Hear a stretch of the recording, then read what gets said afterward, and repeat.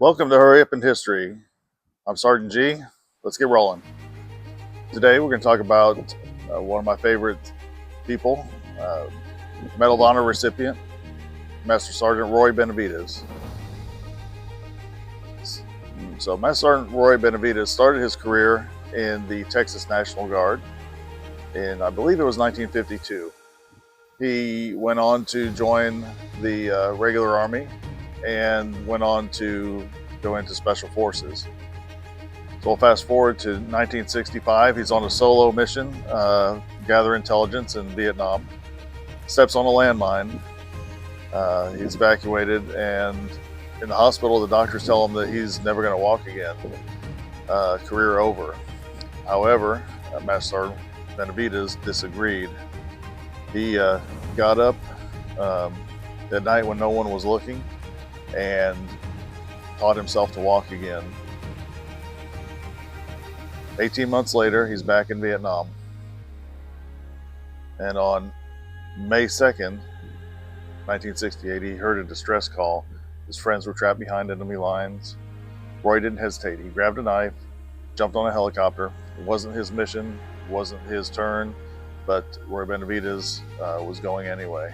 And that pretty much sums up the style of Roy Benavidez. When Roy Benavidez landed, the jungle lit up like a death trap. There were bullets, shrapnel. He was shot right away. He kept moving. He dragged wounded men out under fire. He took a grenade, got bayoneted. He still fought hand to hand.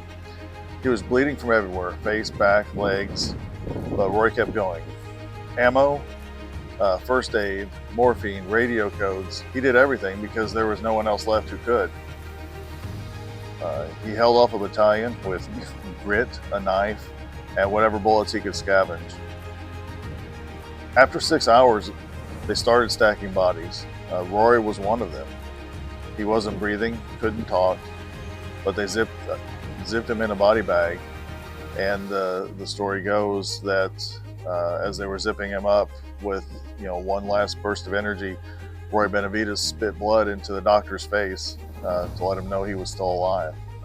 Barely alive, 7 gunshot wounds, shrapnel in his head, 28 holes altogether in his body. The hospital priest gave him last rites. Roy, he pulled through again. Roy Benavidez was nominated for the Medal of Honor, but there was a problem. There were no witnesses to his heroics. Everyone else who saw what he did was either dead or missing. His file sat for years, forgotten, buried in red tape. Then one of the men that Roy saved, who had been wounded and was hiding, resurfaced. He told the whole story, the kind of story that turns paperwork into legend. And in 1981, President Reagan presented Roy Benavidez with the Medal of Honor. Called his actions, quote, so incredible that if it were a movie script, you wouldn't believe it.